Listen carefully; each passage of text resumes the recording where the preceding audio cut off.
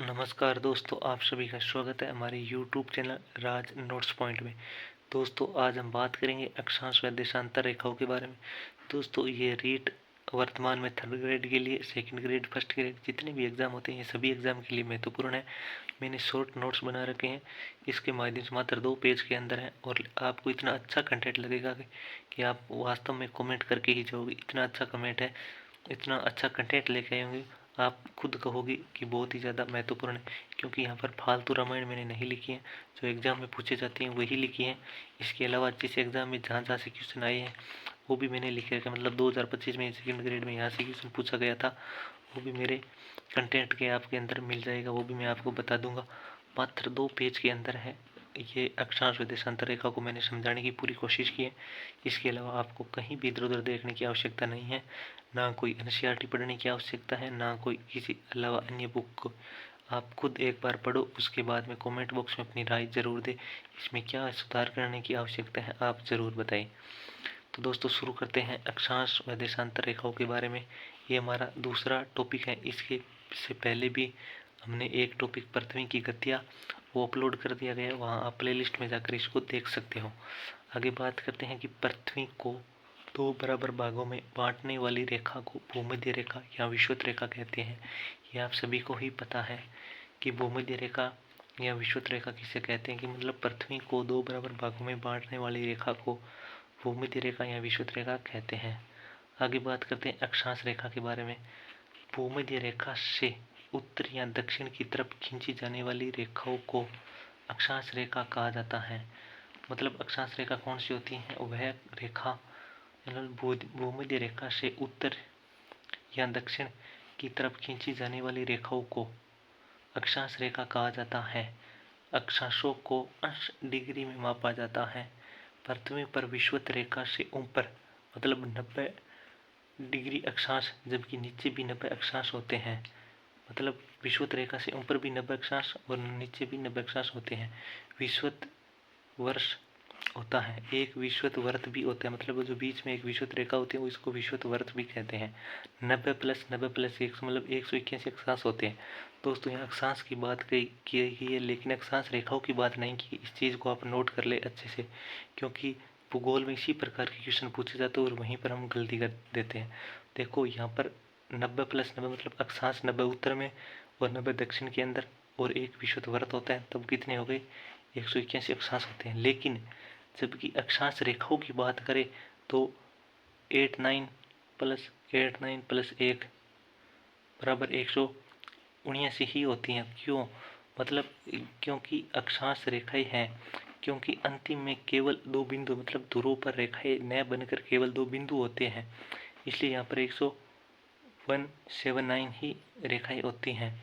इस चीज़ का आपको ध्यान रखें, चाहे फर्स्ट ग्रेड हो चाहे सेकंड ग्रेड हो, यहीं से क्वेश्चन पूछे जाते हैं। इसी प्रकार से माइनर गलती करके हम पीछे रह जाते हैं। इन चीज़ों का आप ध्यान रखें। आगे बात करते हैं अक्षांश रेखाएं पूर्व पश्चिम दिशा में खींची जाती हैं। इस चीज़ का ध्यान रखें, अक्षांश रेखा है जो पूर्व से पश्चिम दिशा में खींची जाती हैं। 1 डिग्री के अंतराल में खींची गई अक्षांश रेखाओं की औसत दूरी 111 किलोमीटर होती है। दोस्तों, यहाँ इस वर्ड का ध्यान रखें, मतलब यहाँ औसत दूरी की बात की गई है, मतलब फिक्स नहीं होती है। यहाँ पर औसत दूरी की बात की गई है। औसत दूरी 111 किलोमीटर होती है। पृथ्वी की आकृति भूभाग होने के कारण आप कभी भी पृथ्वी की आकृति गोल मत करना, क्योंकि पृथ्वी की आकृति भूभाग होती है होने के कारण भूमध्य रेखा पर दूरी। दोस्तों, यहीं से सेकंड ग्रेड का क्वेश्चन पूछा गया था, 2 सितंबर में भी एग्जाम हुआ था। तो क्या क्वेश्चन पूछा गया है इसके बारे में जान लेते हैं। मतलब पृथ्वी की आकृति भूभाग होने के कारण भूमध्य रेखा पर दूरी 110.6 किलोमीटर, जबकि ध्रुवों पर चपटी होने के कारण इनकी दूरी 111.7 किलोमीटर हो जाती है। मतलब भूमध्य रेखा की तरफ जाते हैं तब अक्षांश रेखाओं के मध्य की जो दूरी है वो बढ़ती है, न कि अक्षांश रेखाओं की। दोस्तों, इस चीज़ का आपको अच्छे से गौर कर लेना है। दोस्तों, यहाँ पर क्वेश्चन क्या कह रहा है कि मतलब पृथ्वी की आकृति भूभाग होने के कारण, मतलब पृथ्वी गोल न होने के कारण भूमध्य रेखा पर दूरी 110.6 किलोमीटर होती है, जबकि ध्रुवों पर चपटी होने के कारण, जब ध्रुवों की तरफ इस प्रकार थोड़ी चपटी होती है तो इनकी दूरी है वो बीच से बढ़ जाती है। मतलब ध्रुवों की तरफ 111.7 किलोमीटर हो जाती है। इस कारण भूमध्य रेखा से ध्रुवों की तरफ जाने पर अक्षांशों के मध्य की दूरी बढ़ती है। तो दोस्तों यहाँ पर जब भी एग्जाम में निर्णय देता है, जो सेकंड ग्रेड में आया था, तो यहाँ पर आया था कि यहाँ पर दूरी घटती है, लेकिन यहाँ पर बढ़ती है। इस चीज़ का आप ध्यान रखिए अच्छे से, क्योंकि ये माइनर गलती हो जाती है हमसे, हम ध्यान नहीं देते हैं। तो दोस्तों नेक्स्ट क्वेश्चन है देशांतर के बारे में। मतलब अक्षांश हमारा कंप्लीट हो चुका है। अब बात करते हैं देशांतर के बारे में। देशांतर मतलब दोनों ध्रुवों को मिलाने वाली रेखा को देशांतर रेखा कहते हैं।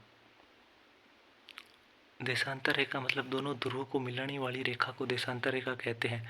अक्षांश तथा देशांतर आपस में समकोण बनाते हैं। मतलब यहाँ से अक्षांश और यहाँ से देशांतर, मतलब अक्षांश और देशांतर आपस में समकोण बनाते हैं, वे काटते हैं एक दूसरे को। देशांतर रेखाओं की गणना के लिए किसी एक रेखा को मानक रेखा के रूप में उपयोग किया जाता है। मतलब जब भी देशांतर रेखा की गणना की जाती है, तो यहाँ पर एक रेखा को मानक रेखा के रूप में माना जाता है। जैसे भारत को 82.82 डिग्री को मानक देशांतर रेखा माना गया, उसी प्रकार किसी एक रेखा को मानक रेखा मानना आवश्यक होता है। तो बात करते हैं कि देशांतर रेखाओं की गणना करने के लिए किसी एक रेखा को मानक रेखा के रूप में उपयोग किया जाता है। एक अंतर्राष्ट्रीय समझौते के द्वारा इंग्लैंड में लंदन के पूर्व में ग्रीनविच नामक स्थान पर स्थित रॉयल वेधशाला में गुजरने वाली देशांतर को प्रधान यमोन्तर, उसी को ही हम प्रधान यमोन्तर भी कहते हैं, उसी को ही हम प्रधान देशांतर भी कहते हैं, उसी को ही हम प्रधान मध्या भी कहते हैं, उसी को ही हम ग्रीनविच यमोन्तर भी कहते हैं। ये सभी नाम एक ही देशांतर रेखा है, और देशांतर रेखा 0 डिग्री देशांतरों के द्वारा दर्शाया जाता है। कुल देशांतरों की संख्या कितनी होती है? 360। दोस्तों इस चीज़ को आप रट लेना, कुल देशांतरों की संख्या 360 होती है। आगे बात करते हैं ग्रीनविच मतलब 0 डिग्री देशांतर या ग्रीनविच यमोन्तर को अंतर्राष्ट्रीय समय रेखा कहते हैं, जबकि 180 डिग्री देशांतर को अंतर्राष्ट्रीय तिथि रेखा कहते हैं। दोस्तों माइनर सी मिस्टेक आप यहाँ कर देते हो, दोनों को अच्छे से समझ लेना, क्योंकि 0 डिग्री देशांतर है उसी को हम अंतर्राष्ट्रीय समय रेखा कहते हैं, जबकि 180 डिग्री देशांतर को अंतर्राष्ट्रीय तिथि रेखा कहते हैं। दो देशांतरों के बीच सर्वाधिक दूरी भूमध्य रेखा पर 111.3 किलोमीटर होती है, जबकि ध्रुवों पर 0 किलोमीटर होती है। दोस्तों यहाँ पर देशांतर की बात की जा रही है, न कि अक्षांश के बारे में। तो दोस्तों आप इसको अच्छे से समझ लेना, क्योंकि अक्षांशों की मध्य तो दूरी ध्रुवों पर बढ़ रही थी, लेकिन यहाँ पर देशांतरों की दूरी ध्रुवों पर घट रही है। मतलब दो देशांतरों के बीच सर्वाधिक दूरी भूमध्य रेखा पर 111.3 किलोमीटर होती है, जबकि ध्रुवों पर 0 किलोमीटर ही होती है। दोस्तों आगे बात करते हैं कि पृथ्वी 24 घंटे में अपने अक्ष पर 360 डिग्री घूम जाती है। मतलब पृथ्वी 24 घंटे के अंदर पृथ्वी 24 घंटे में अपने अक्ष पर 360 डिग्री घूम जाती है, अर्थात वह 1 घंटे में 15 डिग्री तथा 4 मिनट में 1 डिग्री घूमती है। इस चीज़ को आप नोट कर लेना, क्योंकि जब भी क्वेश्चन बनते हैं तो यहाँ से डिग्री वाले में से ज़्यादा बनते हैं, क्योंकि भूगोल में ऐसे ही क्वेश्चन बनते हैं, समझ आधारित क्वेश्चन बनते हैं, फैक्ट के आधारित बहुत ही कम क्वेश्चन पूछे जाते हैं। तो दोस्तों ध्यान रखना, मतलब पृथ्वी 24 घंटे में अपने अक्ष पर 360 डिग्री घूम जाती है। मतलब वह 1 घंटे मतलब 15 डिग्री घूमती है, मतलब 1 घंटे के अंदर 15 डिग्री घूमती है। इसका मतलब 4 मिनट के अंदर वो 1 डिग्री घूमती है। आगे बात करते हैं कि पूरे विश्व का प्रमाणिक समय ग्रीनविच 0 डिग्री समय को ही माना जाता है। भारत का प्रमाणिक समय 82.5 डिग्री पूर्व देशांतर को ही माना जाता है। दोस्तों विश्व का पूछ रहा है तब 0 डिग्री है, भारत का पूछ रहा है तब 82.5 पूर्वी है। दोस्तों यहाँ पर पश्चिमी मत कर देना, अच्छे से नोट कर लेना, यहाँ पर पूर्वी की बात की गई है। जब भी एग्जामिनर पूछेगा, यहाँ से क्वेश्चन पूछेगा, तो यहाँ पर आपको पश्चिम मिलेगा, लेकिन आपको ध्यान रखना यहाँ पर पूर्वी होगा। यह समय नैनी के इलाहाबाद यूपी से माना जाता है। दोस्तों भारत का समय है वो इलाहाबाद यूपी से माना जाता है।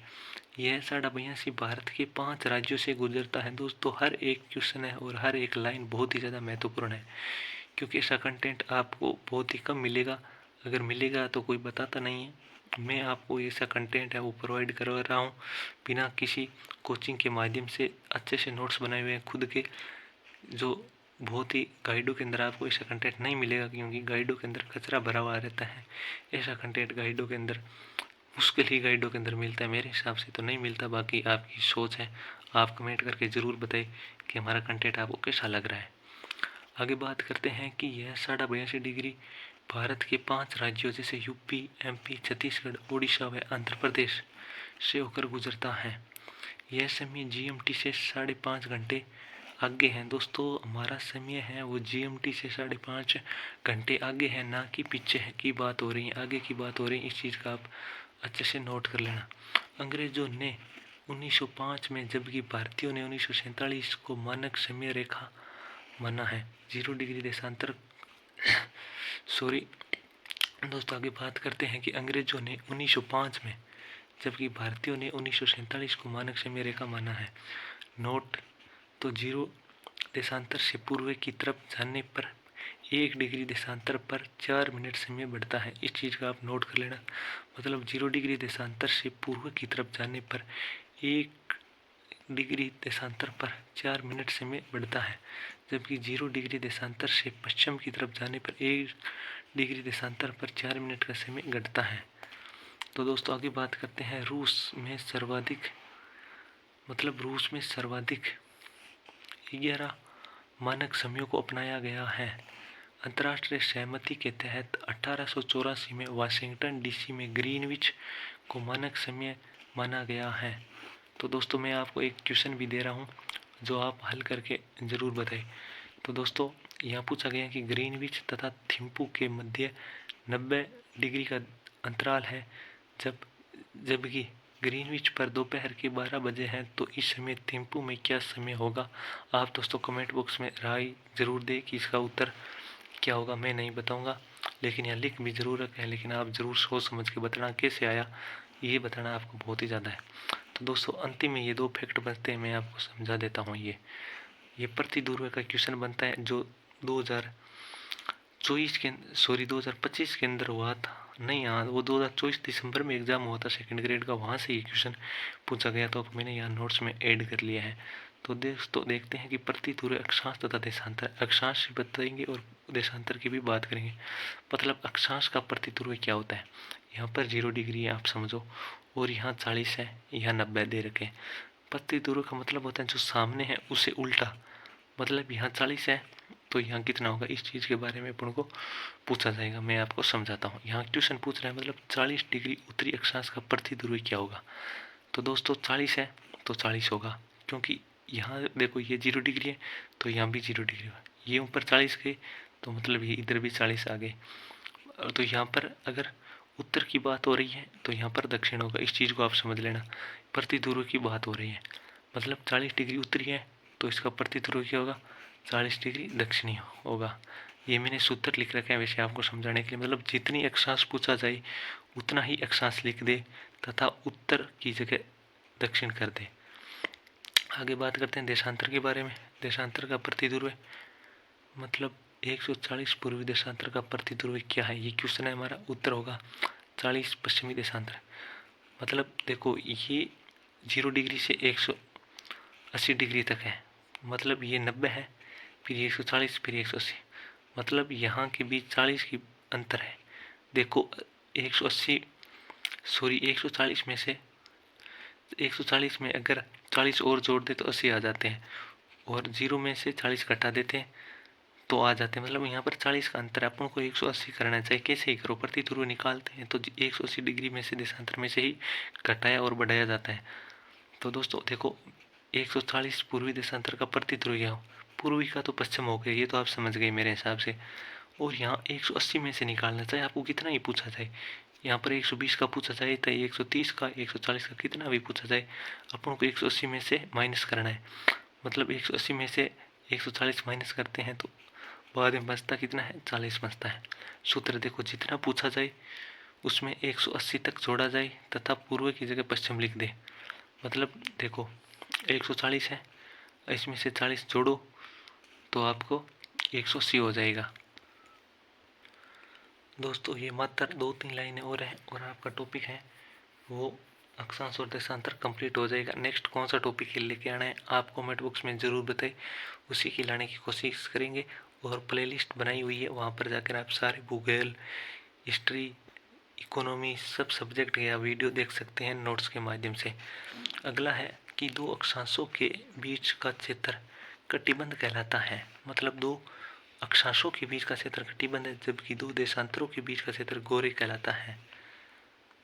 अब बात करते हैं कि प्रधान यमोत्तर 0 डिग्री देशांतर 3 महाद्वीपों से होकर गुजरता है। कौन कौन से महाद्वीप हैं? यूरोप है, अफ्रीका है और अंटार्कटिका। आगे बात करते हैं भूमध्य रेखा भी 3 महाद्वीपों से होकर गुजरती है। एक अफ्रीका है, एशिया है और दक्षिण अमेरिका है। अफ्रीका महाद्वीप से तीनों रेखाएं भूमध्य, कर्क व मकर तीनों रेखाएं गुजरती हैं। भूमध्य रेखा व प्रधान यमोत्तर रेखाएं अटलांटिक महासागर में परस्पर काटती हैं। तो दोस्तों ये आपका कंटेंट था। मैंने आपको मात्र 2 पेज या 2.5 पेज के अंदर समझाने की पूरी कोशिश की है। आपको हमारा कंटेंट कैसा लगा कमेंट बॉक्स में आप अपनी राय ज़रूर दें। नेक्स्ट वीडियो कौन सा लाना है ये भी आप कमेंट बॉक्स में बताइए, और इसकी प्लेलिस्ट अलग से बनाई हुई है, वहाँ पर जाकर आप सारे वीडियो देख सकते हो। कंटेंट कैसे लगा और क्या कमी रही है, उसमें हमें क्या सुधार करने की आवश्यकता है, वो कमेंट बॉक्स में आप अपनी राय ज़रूर दें। धन्यवाद दोस्तों, मिलते हैं नेक्स्ट वीडियो में। तब तक बाय बाय, राम राम।